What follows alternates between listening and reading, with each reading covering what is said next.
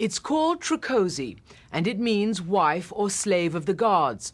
It's an ancient West African tradition that to this day enslaves thousands of women and young girls, some as young as 7 years old. They're condemned to a life of slave labor and sexual servitude not because they did anything wrong, but because someone in their family committed a crime, sometimes generations ago.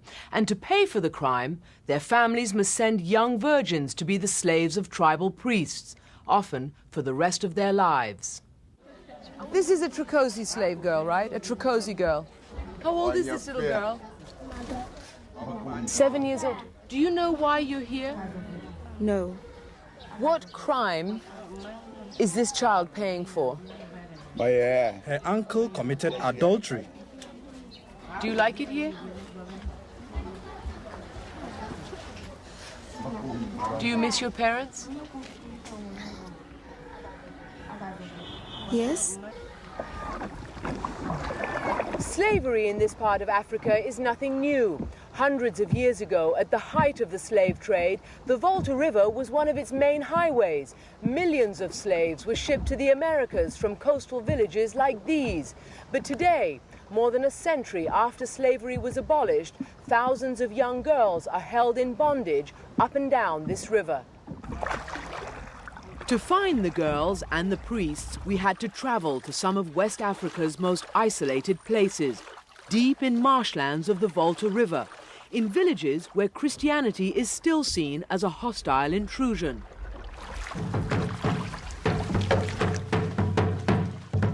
This is where we found the tribal priest Gidisu, attended by one of his 10 slave wives.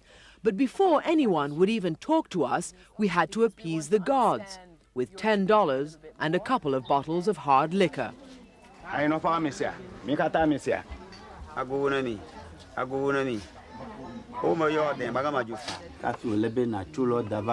Tell me, what is your problem with our religion that you've come all the way from your country to find out about it? We want to understand why young girls are made to pay for the sins or the crimes of their family members. It is our fetish gods that demand the girls. Death will strike your family unless you bring a young virgin to us. And that's how a life of slavery begins for thousands of African girls. They are brought to these shrines or village churches when they are still children, and they may stay until they die. They are meant to marry the gods, but it's the priests who'll stand in. By day, the priests make them work in their homes and on their farms. By night, they demand sex. And they don't have to pay the girls, clothe them, or even feed them. Trokosis are not slaves. How can the person I marry be a slave? Do you think these girls are happy to be your wife? They haven't chosen you. Are they happy? Oh, fine. But it's not fine for Akuponyo. Today, she becomes a Trokosi slave. She's not allowed to talk to us, to tell us what she thinks. She doesn't have to.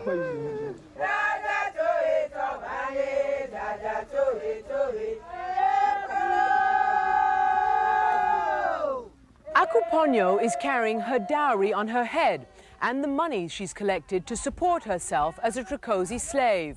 She hasn't committed any crime, but years ago, her great-grandfather murdered someone. And according to these people's traditions, Akuponyo is the latest young woman to have to pay for the sins of her ancestors. Family members accompany Akuponyo on her 6-mile walk to the tribal priest. They are sacrificing her because they believe that otherwise the gods will bring death to the family, to punish them for their forefathers' crimes. It is a never-ending cycle of fear, says Akuponyo's uncle. Whatever the custom demands for the death to stop, that's what the family will do, even though it's so painful for us. It's a public ritual of humiliation. Akuponyo has to walk a gauntlet of jeering villagers and beg them for money. The tribal priest she will serve is Maku. As far as I'm concerned, It is good because it deters others from committing crimes. We saw her from the beginning, when she was waiting to come here, crying a lot. Why do you think she was crying if it's so good? If you see her weeping, she's crying from joy. But Akuponyo's humiliation continues inside this hut that's their holy shrine. She's supposed to become the wife of a god, but in reality, one of the priests can take her as a slave for work and for sex. What you are seeing are the secret rituals of atonement that have never before been filmed.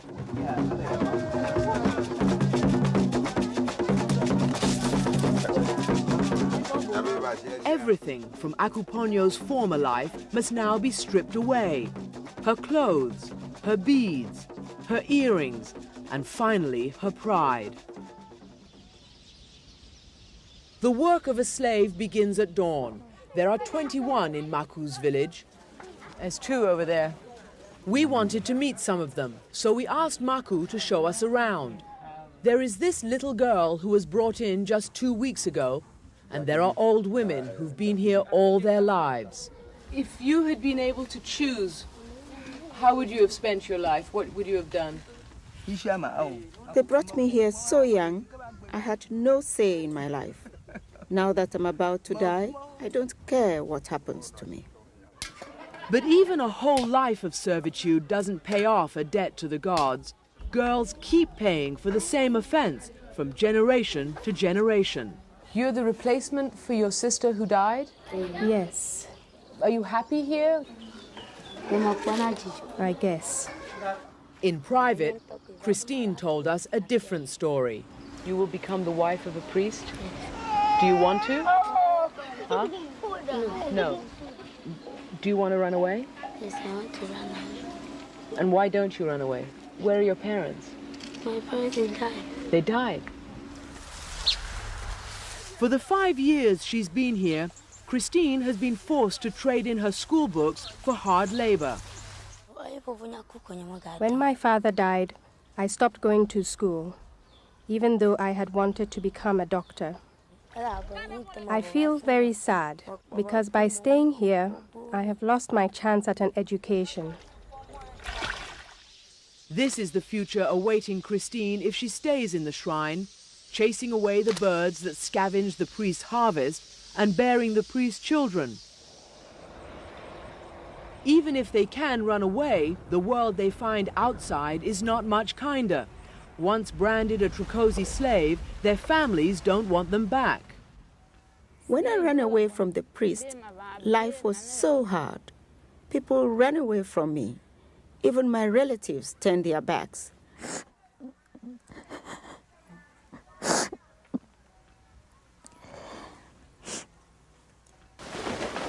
Mercy Senyale is still an outcast after running away from a priest who kept her enslaved for 15 years.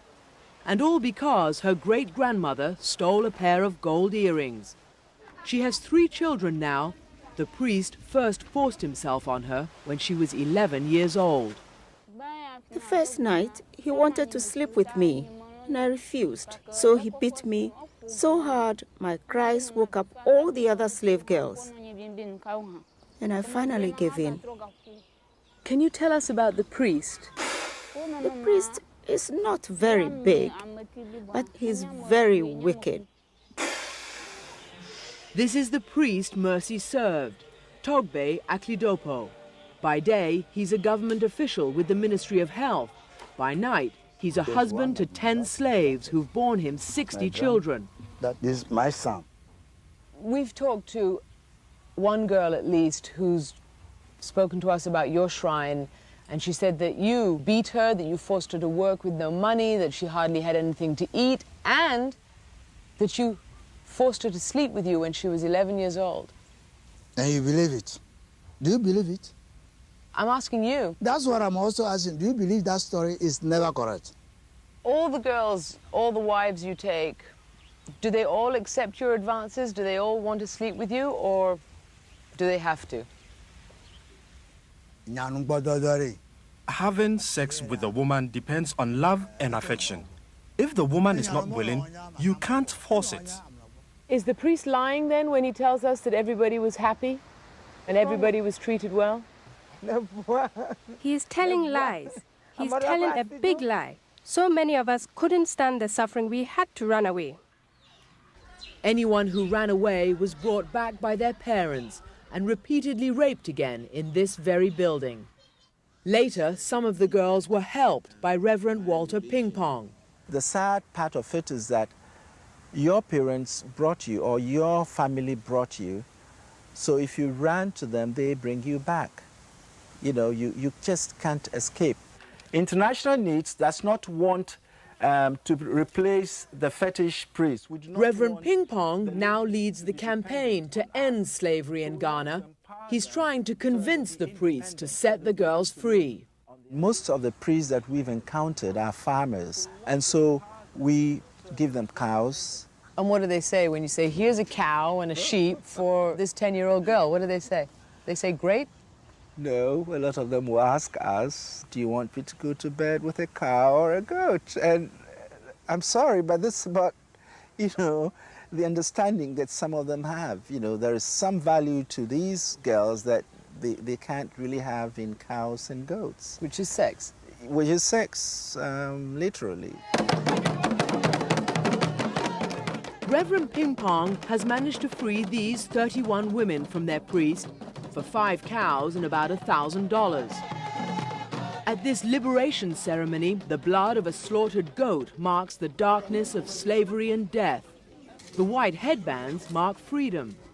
The slaves' symbolic chains are cut, and they jump from one world to the next. So far, 436 slaves have gone through these rituals and have been set free, but thousands more remain in captivity. And according to Togbe, the tribal priest, that's where they'll stay. This practice was in existence before the white men came to Ghana. I shall also continue.